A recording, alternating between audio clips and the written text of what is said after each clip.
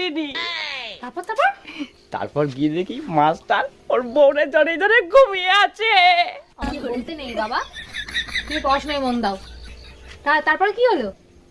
তারপরে মাস্টারের ঘরের সামনে গেলাম, গিয়ে বললাম দরজা খুলে দেখ তোরে হাবল এসেছে,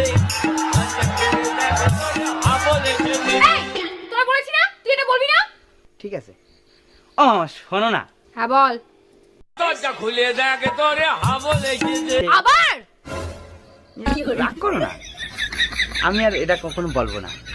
এমনি আজকে পড়ার থেকে আসার পরে কি হয়েছে তুমি জানো? কি হয়েছে বল বাবা। আজকে পড়ার থেকে আসার পরে আমি লুকিয়ে লুকিয়ে আমাদের বাড়ির পিছনে আসলাম। তারপর তারপর কি হয়েছে বাবা? তারপর বাড়ির সামনে এসে বললাম মারে মা, দরজা খুলে দেখ তোরে হাবল এসেছে, হাবল এসেছে।